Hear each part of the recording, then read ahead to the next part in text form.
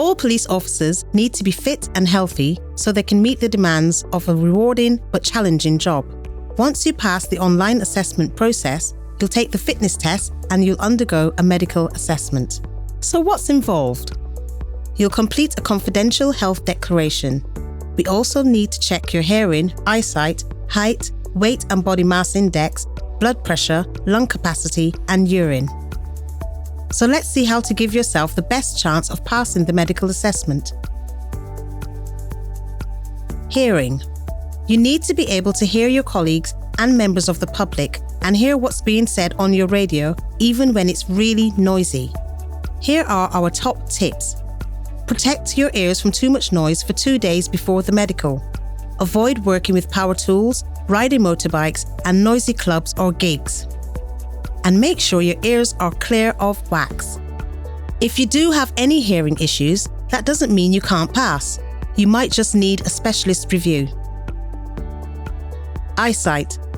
You need eyesight that's good enough to be able to defend yourself in a tight situation, even if you lose your glasses or lenses. Here are our top tips. You need to be able to meet this standard without glasses or lenses using both eyes together. Do you wear contact lenses? Bring solution and containers as you'll be tested without them. If you do have any sight issues, that doesn't mean you can't pass.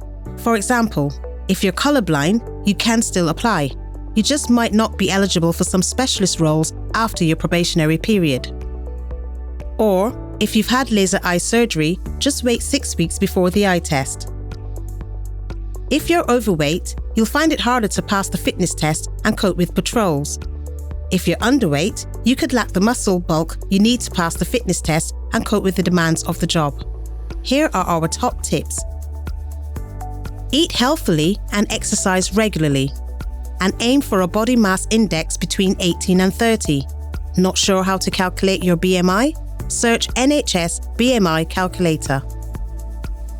Smokers are more likely to have heart and lung problems, which make it difficult to pass the fitness test. Here are our top tips. Try to quit smoking as soon as possible. And at the very least, cut down how much you smoke. Want some extra support? Search NHS Smoke Free for help to quit. Drinking too much can cause high blood pressure. Over time, your arteries are more likely to get clogged up and your heart could be weakened. Here are our top tips. Don't drink more than 2 units of alcohol per day or 14 units per week, spread over 3 to 4 days.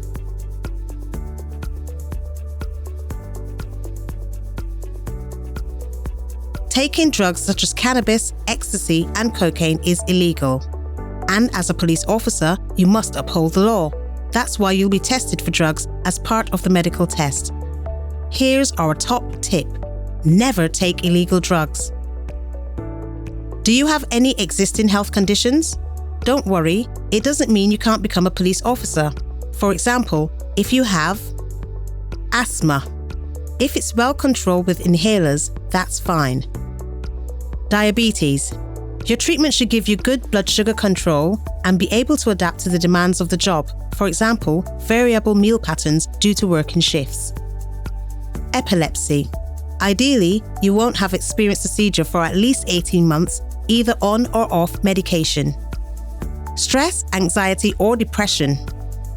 Ideally, you'll have been well without medication for at least 6 months before applying, as you'll need to be able to cope with the demands of a public-facing frontline job.